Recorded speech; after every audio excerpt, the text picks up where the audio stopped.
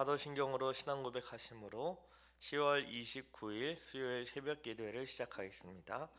전능하사 천지를 만드신 하나님 아버지를 내가 믿사오며 그 외아들 우리 주 예수 그리스도를 믿사오니 이는 성령으로 잉태하사 동정녀 마리아에게 나시고 본디오 빌라도에게 고난을 받으사 십자가에 못 박혀 죽으시고 장사한 지 사흘 만에 죽은 자 가운데서 다시 살아나시며 하늘에 오르사 전능하신 하나님 우편에 앉아 계시다가 저리로서 산자와 죽은 자를 심판하러 오시리라. 성령을 믿사오며 거룩한 공예와 성도가 서로 교통하는 것과 죄를 사하여 주시는 것과 몸이 다시 사는 것과 영원히 사는 것을 믿사옵나이다. 아멘. 우리 다 같이 찬송가 310장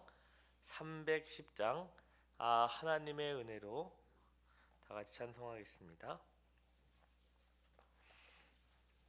찬송가 310장 하나님의 은혜로 다 같이 찬송하겠습니다. 하나님의 은혜로 있을 데 없는 자 왜 구속하여 주는지 난 알 수 없도다. 내가 믿고 또 의지함은 내 모든 형편 아시는 주님 늘 보호해 주실 것을 나는 확실히 아네. 왜 내게 굳센 믿음과 또 복음 주셔서 내 마음이 항상 편한지 난 알 수 없도다. 내가 믿고 또 의지함은 내 모든 형편 아시는 주님 늘 보호해 주실 것을 나는 확실히 아네. 왜 내게 성령 주셔서 내 마음 감동해 주 예수 믿게 하는지 난 알 수 없도다. 내가 믿고 또 의지함은 내 모든 형편 아시는 주님 늘 보호해 주실 것을 나는 확실히 아네. 주 언제 강림하실지 혹 밤에 혹 낮에 또 주님 만날 그곳도 난 알 수 없도다. 내가 믿고 또 의지함은 내 모든 형편 아시는 주님 늘 보호해 주실 것을 나는 확실히 아네. 기도하겠습니다. 사랑과 은혜가 많으신 하나님 아버지 감사합니다. 우리는 태어날 때부터 하나님과 이웃을 미워하며 자기 자신을 사랑하는 그 본성상 죄 가운데 태어난 이 죄인을 사랑하시어 그의 아들 독생자를 보내 십자가에 달려 죽으심으로 우리를 구원하시고 하나님의 자녀요 약속의 자녀로 삼아주신 은혜에 감사합니다. 아버지, 우리가 무엇을 잘했거나 잘할 것을 보시고 구원한 것이 아니라 전적인 하나님의 은혜요 하나님의 주권으로 우리가 구원받았음을 믿습니다. 그리하여 우리가 태어나기 전부터 하나님의 택하심으로 인하여 구원받기를 정해져 사오니 우리가 살아가면서 이리저리 흔들리고 넘어진다고 하여 구원이 취소될까 두려워하지 않게 하시고 우리를 구원하신 오직 예수 그리스도만을 바라보고 의지함으로 그 구원의 완성을 이루어가게 하옵소서. 무엇보다 하나님께서 그리스도 예수 안에서 우리에게 어떠한 복을 주셨는지 늘 말씀을 통해 확인하게 하시고 그 약속의 말씀을 붙들어 주님께서 다시 오실 그날에 우리에게 가져다 주실 영원한 하나님 나라를 소망하며 살아가게 하옵소서. 아버지, 이제 하나님 말씀을 듣습니다. 성령 하나님 조명하여 주셔서 주의 뜻이 무엇인지 밝게 알게 해주시고 우리가 마음으로 믿어 순종하게 하옵소서. 감사드리며 예수님의 이름으로 기도합니다. 아멘. 우리 하나님 말씀을 다 같이 보겠습니다. 로마서 9장 9절부터 13절을 다 같이 보겠습니다.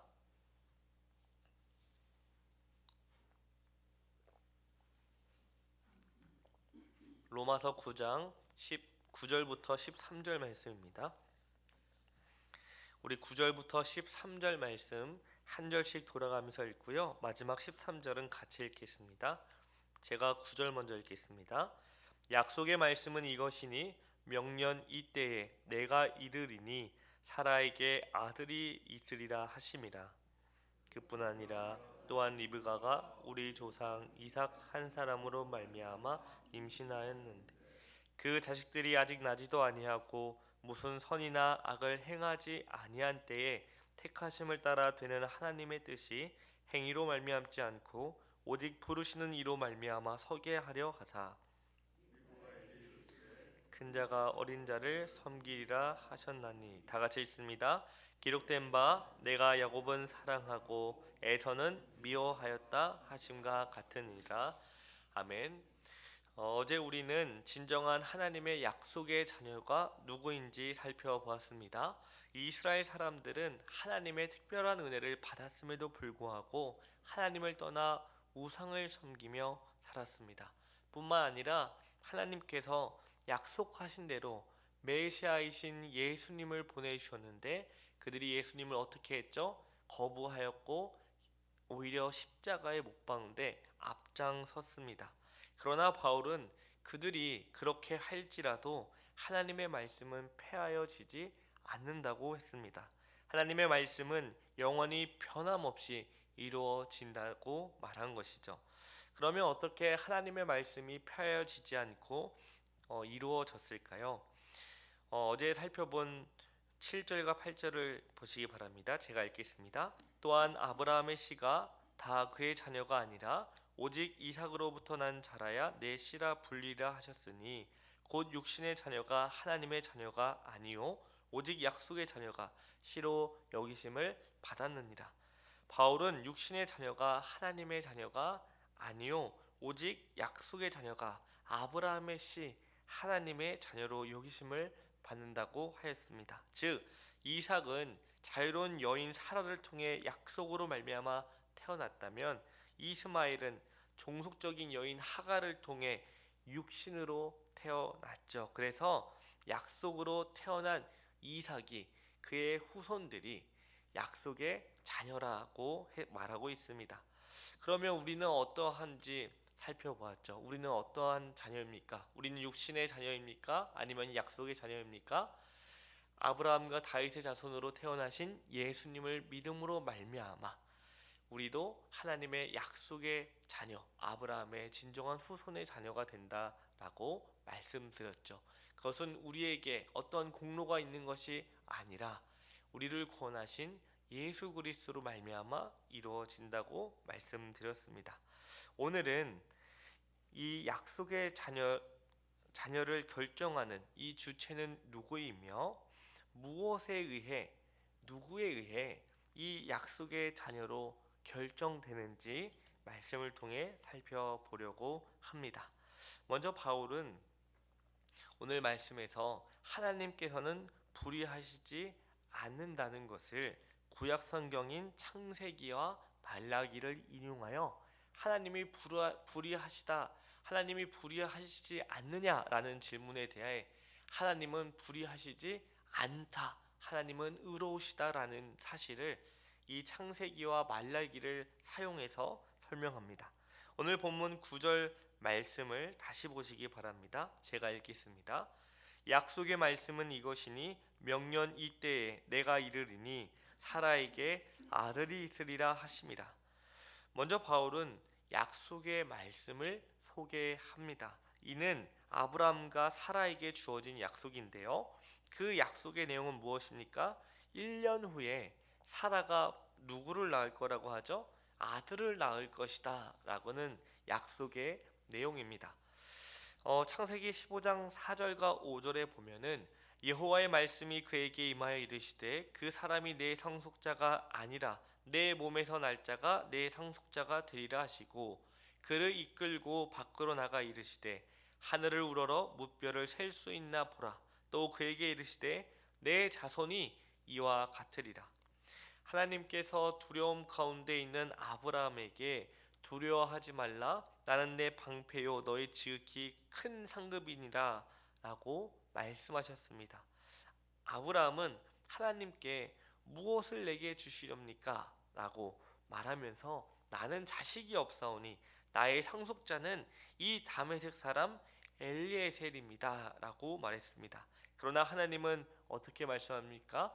그 사람이 아니다, 엘리에셀이 아니라 내 몸에서 나온 사람이 내 상속자가 될 것이라고 약속하셨습니다. 이 약속은 단순히 아브라함 가문의 혈통적 계승에 대한 언급이 아닙니다. 하나님과 아브라함 사이에 맺은 언약, 약속의 계승자에 대한 말씀입니다. 아브라함은 하늘의 고운 가루처럼 뿌려진 별들을 보면서 그 별들을 창조하신 하나님을 믿었고, 성경은 그 믿음을 보시고 하나님의 의로운 자로 여겼다고 합니다. 그 믿음의 내용은 육신의 자녀에 대한 것이 아니라 약속의 자녀에 대한 것입니다. 아브라함은 하나님의 약속을 받았을 때부터 자식이 없었기 때문에 하나님이 주신다고 약속하신 땅의 상속자는 아마도 조카 롯이나 집에서 일하는 아까 말한 엘리에셀, 그것도 아니면 애굽 여인 하갈의 몸에서 태어난 이스마엘이 받겠다라고 생각을 했습니다. 이런 상황에서 하나님은 사라에게 내년 이맘때가 되면 아들이 있을 것이다 이런 말을 하는 것이죠. 이것은 친인척도 아니고 몸종도 아니고 육신의 자녀도 아닌 완전히 그 다른 종류의 자녀에 대한 말씀입니다. 어떤 자녀요? 약속의 자녀에 대한 말씀입니다. 바울은 그 자녀를 약속의 자녀라고 말하죠. 당시 사라의 몸은 여성의 생리가 끊어져 임신이 불가능한 상태였고 아브라함 역시 100세여서 아들을 가질 수 없는 나이였습니다. 그래서 약속의 자녀로 태어날 이 이삭은 육신의 자녀라고 말할 수 없죠. 왜냐?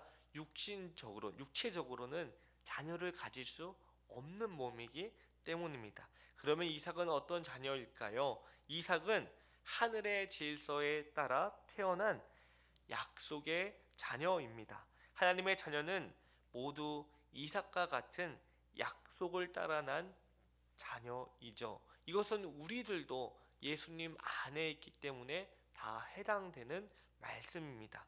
오늘 본문 10절부터 12절 말씀까지 우리 다 같이 읽겠습니다. 그뿐 아니라 또한 리브가가 우리 조상 이삭 한 사람으로 말미암아 임신하였는데 그 자식들이 아직 나지도 아니하고 무슨 선이나 악을 행하지 아니한 때에 택하심을 따라 되는 하나님의 뜻이 행위로 말미암지 않고 오직 부르시는 이로 말미암아 서게 하려 하사 리브가에게 이르시되 큰 자가 어린 자를 섬기리라 하셨나니, 사라에게 아들이 있을 것이라는 말씀처럼 약속의 자녀에 대한 이 존재의 주권이 하나님께 있다는 사실에 더하여 그 존재가 앞으로 어떻게 될 것인지에 대해서도 모든 것이 하나님께 있다는 사실을 바울은요 리브가의 얘기를 가지고 이것을 설명합니다. 약속의 자녀인 이삭은 아버지와 함께 하늘의 뭇 별들처럼 무수히 많은 자손을 기대했습니다. 그러나 결혼을 하고 20년이 지나도록 자녀를 가지지 못했지요. 그래서 하나님께 비로소 기도합니다. 하나님, 자녀를 주십시오 라고 기도를 하지 않습니까? 그제서야 리브가가 하나님의 응답으로 임신을 하게 되었습니다. 그런데 출산하기 전에 어떤 일이 일어나죠? 여러분들 다 잘 알다시피 리브가 자기 엄마의 태 중에서 쌍둥이가 서로 싸우기 시작하는 겁니다. 그러자 리브가는 어찌할 바를 몰라서 하나님께 기도하죠. 그 기도 내용이 창세기 25장에 나와 있는데 제가 읽겠습니다. 그 아들이 그 태 속에서 서로 싸우는지라 그가 이르되 이럴 경우에는 내가 어찌할꼬 하고 가서 여호와께 묻자온대 여호와께서 그에게 이르시되 두 국민이 내 태중에 있구나 두 민족이 내 복중에서부터 나누이리라 이 족속이 저 족속보다 강하겠고 큰 자가 어린 자를 섬기리라 하셨더라. 하나님께서는 리브가에게 큰 자가 어린 자를 섬기리라고 말씀하셨습니다. 바울은 로마서 9장에서 이 창세기 구절을 인용하면서 하나님의 그 주권에 대해 설명하는데요. 보통 사회적인 통념에 따르면 어린 자가 큰 자를 섬기지 큰 자가 어린 자를 섬기지는 않습니다. 그런데 하나님은 사회의 일반적인 질서와는 조금 다른 말씀을 하시죠. 큰 자가 누구를 섬긴다는 것이죠? 어린 자를 섬긴다고 합니다. 이 큰 자가 어린 자를 섬긴다라는 말은 형 에서가 동생인 야곱을 섬기는 종이 된다, 그런 의미가 아닙니다. 약속의 자녀를 택하시고 정하시는 하나님의 이 주권과 관계가 되었는데, 지금 하나님께서 리브가에게 큰 자가 어린 자를 섬긴다고 말씀하실 때는 어떤 때예요? 아직 형 에서와 동생 야곱이 태어나지 않고 지금 엄마 뱃속에서 치열하게 서로 싸우고 있을 때입니다.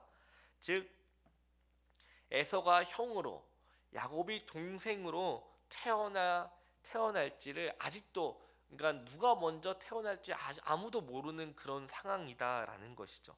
또한 에서와 야곱, 이삭과 리브가는 누가 크고 작은 자인지 전혀 모르는 상황입니다. 형과 동생, 큰 자와 작은 자의 결정은 그러니까 누구에게 달려 있다는 거죠? 하나님에게 달려 있다라는 거죠. 하나님께서는 누가 큰 자이고 누가 작은 자인지 아시죠? 그 다음에 그러니까 큰 자가 동생, 어린 자를 섬길 자도 아십니다. 하지만 그 엄마 뱃속에 있는 에서나 야곱, 그뿐만 아니라 리브가나 이삭은 아직 아무것도 모르는 그런 상황에서 이 모든 것을 결정하는 분이 바로 하나님이다라는 것이죠. 비록 형으로 혹은 동생으로 태어났다 할지라도 둘 사이의 섬김의 대상을 전하는 그것도 하나님에게 달려 있습니다. 그리고 형과 동생이 결정된 이후에 그들이 뭔가를 행했습니까? 아니죠. 왜냐? 태어나지도 않았기 때문에 뭘 할 수가 없는, 그런데도 그들이 태어나서 선을 행할지 악을 행할지 아직 아무도 모르지만 하나님께서 말씀을 하시고 결정하셨다는 거죠.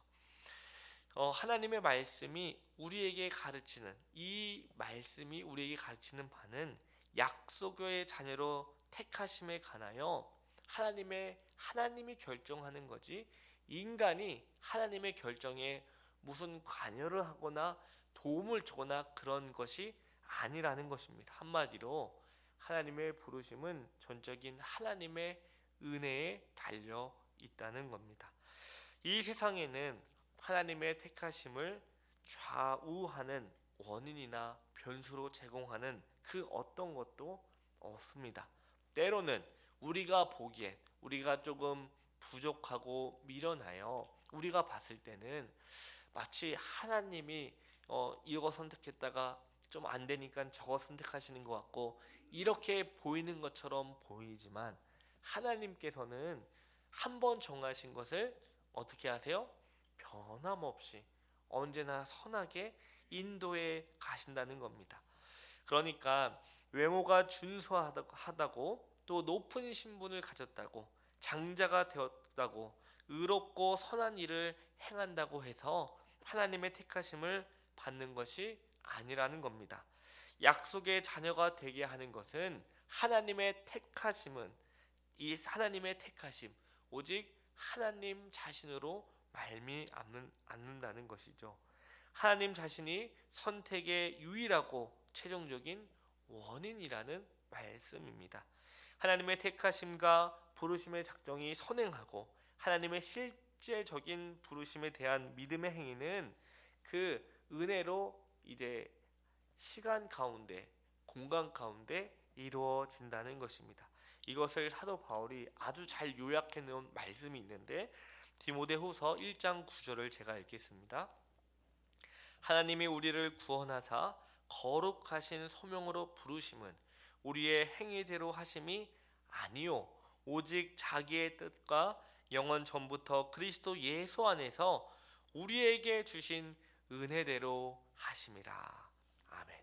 여기서 영원 전부터 그리스도 예수 안에서 우리에게 주신 은혜대로 하심이라 라는 말은 하나님의 택하심을 의미합니다. 그러므로 우리의 믿음이나 우리의 구원의 모든 원인은 우리의 공로나 행위가 아니요 하나님의 선하신 뜻과 하나님의 그 택하심으로 말미암았다라는 것을, 그러므로 사도 바울이 말하는 것은 하나님은 불의하시지 않다라는 것을 지금 이 창세기를 가지고 말했습니다.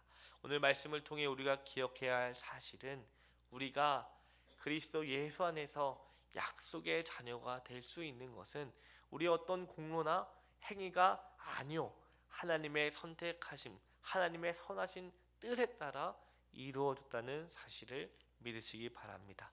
이것은 우리가 예수님 믿고 난 후에도 죄를 지어서 우리의 구원이 취소되거나 변하거나 그렇게 되지 않는다는 말씀입니다. 왜냐하면 우리가 태어나기도 전부터, 우리가 존재하기 전부터 하나님께서 뜻하시고 정하셨사오니 하나님께서 반드시 그 구원을 이루신다는 말씀이기도 합니다.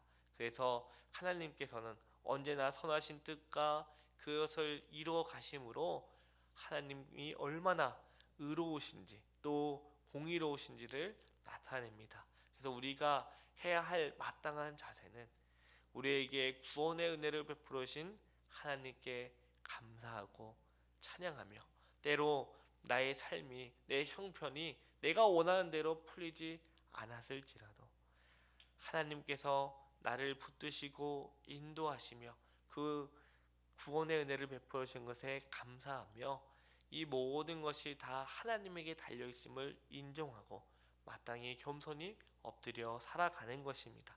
이 말씀을 기억하면서 오늘 기도하면서 무엇보다 의로우신 하나님께 감사하고 우리를 약속의 자녀로 삼아주신 하나님께 감사하는 저와 여러분 되기를 간절히 기도합니다. 기도하겠습니다. 사랑과 은혜가 많으신 하나님 아버지, 감사합니다. 그리스도 예수 안에서 우리를 약속의 자녀로 삼아주시고 우리가 육신의 그 자녀가 아닌 하나님의 자녀, 하나님의 약속의 자녀임을 확신하게 해주시니 감사합니다.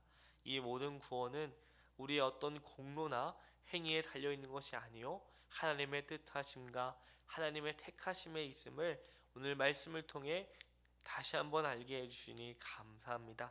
우리가 붙들어야 될 것은 우리의 행위가 아닌, 세상의 것이 아닌 하나님의 약속의 말씀임을 믿습니다. 오직 하나님의 말씀이 폐하여지지 않고 영원히 변함없이 이루어지는 약속의 말씀임을 믿고, 오늘 우리에게 주어진 그 형편 가운데 그 말씀대로 순종하며 살아가게 하옵소서. 우리의 모든 필요로 하시는 아버지 하나님께서 우리의 모든 것을 책임지시고 인도해 가신다는 것을 알게 하시며, 우리의 모든 슬픔과 아픔을 아신다는 것을 기억하여 힘들 때나 기쁠 때나 늘 하나님 앞에 나와 하나님의 이름을 부르고 하나님의 도우심을 구하며 살아가는 우리 모두 되게 하옵소서. 감사드리오며 예수님의 이름으로 기도합니다. 아멘.